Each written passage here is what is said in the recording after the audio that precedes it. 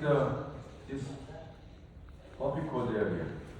It's scraping initially, right? I don't go into the red blood and then slowly draw the thing.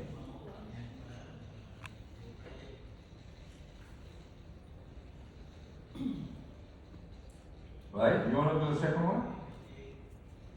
So scraping this, then I go, not going to the red blood cell, but just going into that margin. Okay?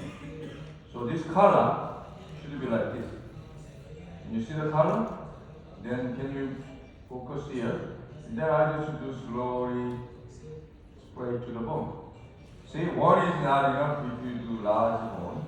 So that's why you need two. If you single tooth, it's okay. So I just literally do that, and then I have whatever left over, and I do more. You see that? Be careful. Sometimes if you change the color, you see, still okay. But if I do really go into the red blood cell, you can see the difference, right? It's no good. I just showing one drop. See how dark? That's red blood cell, so no. Okay?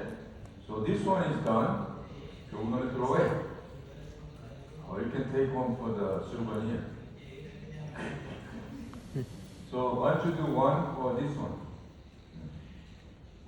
Okay? Then you, once you get that mixed, you kind of have to be like soak it, like a cooking, right? So you don't want to leave it alone.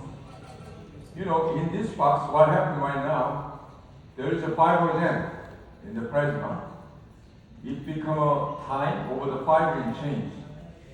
So if a fibrin change, you have to mix, encapsulate the bone. Otherwise, and you're gonna show him up. Okay, very good. Steady hand.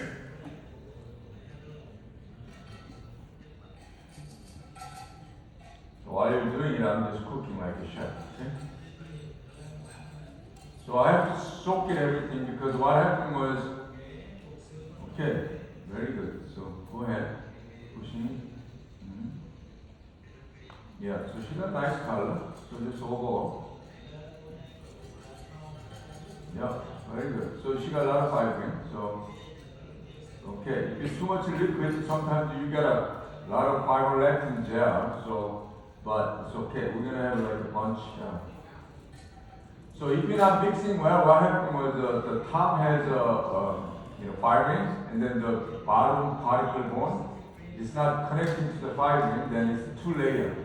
One for the bottom is the floating particle, and then top has this yellow jello. So you don't want to happen, so you want to kind of mix it. And then once I get that from her blood, the red tube, and they have like a little bit of thrombin here. So we're gonna do the actually a lot of liquid, so we can get some.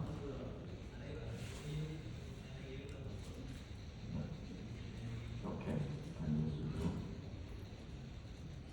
Still, you can use this for later, right? Whatever that needed.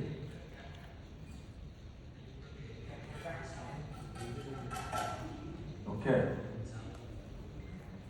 So this is the tool which separate to the thing. I don't like this one because you need the tissue cutting plier, because when you take the jello out, this one is blocked, right? You couldn't do this when it's hot, so you need a little smaller cutting plier so you can grab that, either cut, separate it, or I can pour this and then cut it and move it. So either way. So I'm going to do today here, separate them because I want to pull down some other. So I need to get two tubes. So you can get from here. We're going to separate here and then just adding some other red, the thrombin to the here.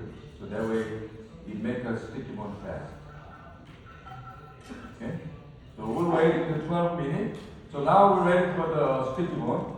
And then once you get it done, then I'm going to start the sinus surgery, right? By the time patient has numb, and then I'm preparing for surgery, and then, so on and so. So How many minutes left? 3 minutes, okay, that's fine. So you're doing good.